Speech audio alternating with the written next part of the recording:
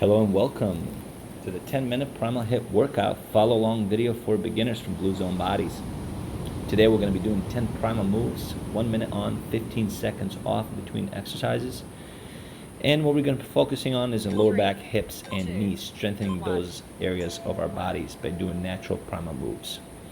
We're going to start with our most basic and one of the most important moves, which is the bear walk. We're going to assume this A-frame shape, and we're going to alternate finding that diagonal balance between our left side and our right side of upper body, lower body, opposite hand and legs, working together while keeping our legs straight, bringing it as close as possible to our hand as we move forward, and also making sure that we have a perfect distribution of 50-50 weight between our lower body and our upper body. So again, we want to look behind, long spine, loose neck, and we're going to be focusing on distributing our weight onto our hands, onto the palm of our hands as we move along. It's going to make the exercise much more effective and actually a little easier to do. Also, don't forget to breathe through this exercise. Our resting position is going to be the squatting A position for all these exercises. This is our position that is going to loosen our lower back and hips. Our second exercise is the beast walk. Again, one of the fundamental moves in the primal move workouts. Similar to the bear walk, we're going to be looking for that perfect diagonal balanced opposite hand and foot balancing. Pausing there for a second, letting our brains catch up as we get comfortable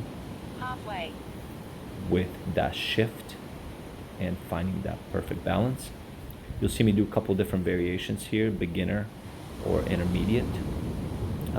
This is another variation of the beast walk that we can do side to side. If you find that the beast walk is a little too advanced and maybe you're not comfortable doing it yet, and just finding that position, keeping that back straight, and then having your upper body and lower body working together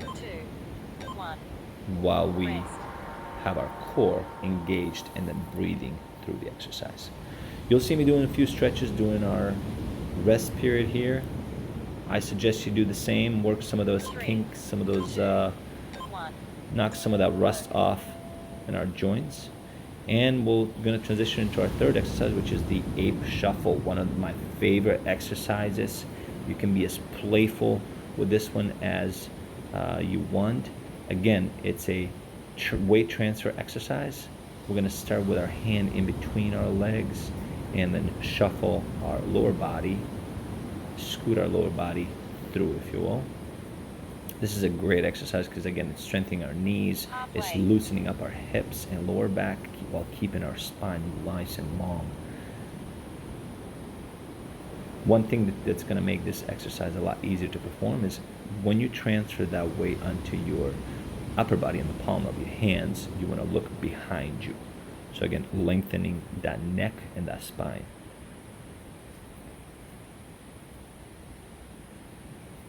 As you move through these exercises, you might find yourself fatigued. Again, this is one of the exercises where I will encourage you to compromise form in order to just move. So the important thing is that you're moving, and as you recover through active movement, active recovery, you come back and try to target that perfect form through the exercise. Our fourth exercise is the frog jump.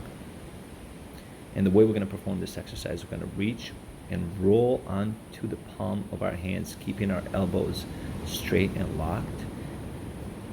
We're going to transfer all our weight into our upper body and then scoot and try to squat, placing our feet and legs next to our hands. The more you extend your hands in front of your body, you'll find the easier this exercise is to do. This is our medium to intermediate to advanced move here, kicking our heels towards our back. And by moving backwards, in this case, we are emphasizing, putting more pressure on our upper body and shoulders. 3, But if it's your first time doing it, again, just a simple hop forward will do the trick. We'll do more than just a trick. And shake off those legs, guys. Our quads are burning at this point, but our hips and lower back is nice and loose.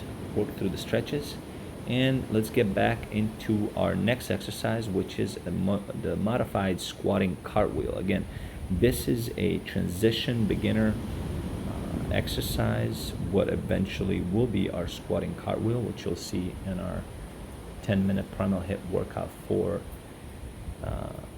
intermediate advanced level.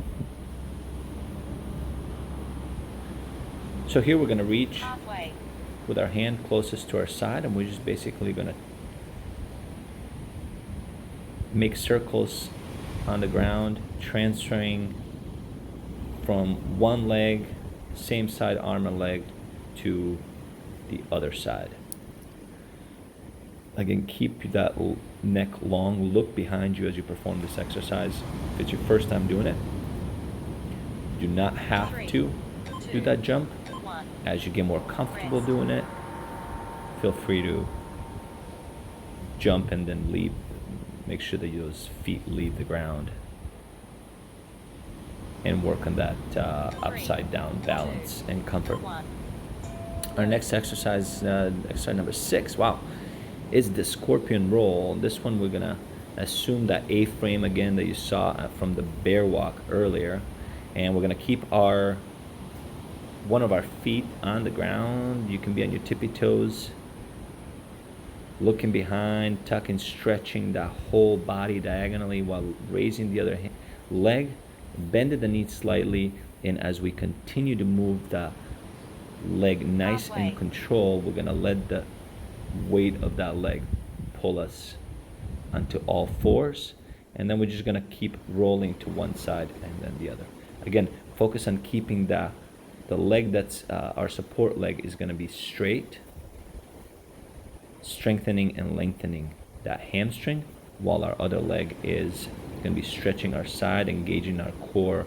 We're also doing some shoulder rotation here, which is going to help with shoulder rehabilitation and strengthening. Our next exercise is one of my favorite exercises, and it's called the rotisserie chicken. Some people like to call it. Oh, I'm sorry. No, it's the duck walk. We're going to start with the duck walk. I got ahead of myself.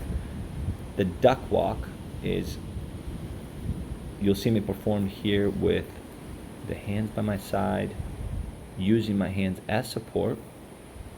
And if you're comfortable enough, go ahead and bring your hands up to your head. Without any assistance from your hands, you're just gonna walk yourself in a squatted position. Again, important things to keep in mind is try to keep that heel onto the ground, rolling into the balls of your feet. Try to get your knees to touch, which will, again, lengthen and strengthen those knee ligaments, those problem areas, and avoid future problems.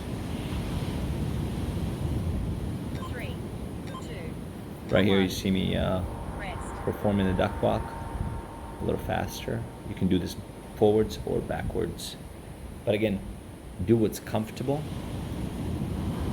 and we're going to go for the full minute here. 2, 1. And here's my favorite exercise, the rotisserie chicken, or beast to crab, as it's also called. And here this exercise takes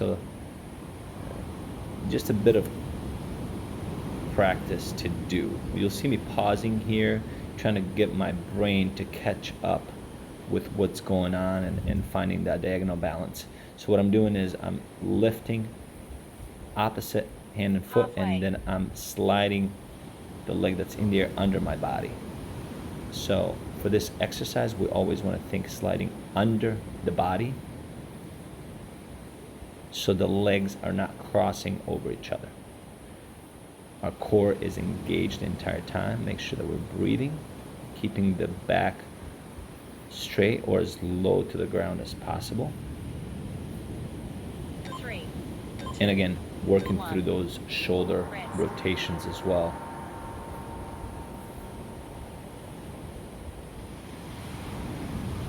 The rotator cuff is what we're focusing on that exercise.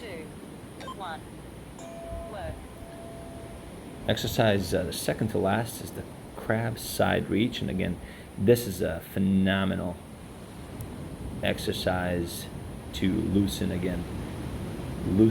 those hips and engaging the gluteus maximus and the gluteus medius, which is so hard to engage.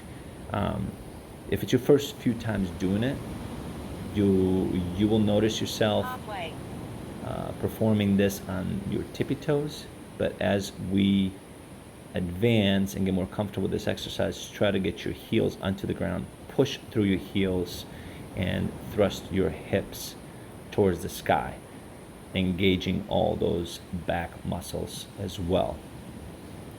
So again, you can do it side to side, include some rotation, or over the head crab reach, which will engage a little more of that spine and a back stretch. And our last exercise, one of the most important exercises that we can do, is the scapular extension. And this exercise, if it's again your first time doing it, you can perform it on your knees. And what we're doing is we're going to lock elbows with our hands firmly planted on the ground, and we're going to bring our shoulder blades together and then round our back, push against the ground, rounding our scapula, our shoulder blades. And we're focusing here on skeletal muscles, connective tissues, which is the root of all strength, preventing skeletal deformities and rebalancing the body. So again, I perform this 3 different ways. You can do it on your knees, or with your knees off the ground, or also in a plank position, as you can see me here. So again, elbows are locked. It's not a push-up. We're focusing on bringing those shoulder blades, connective 3, tissues, 2, flexing. 1. Finish. And that's the end of the workout. Congratulations, Blue Boy Body. Because you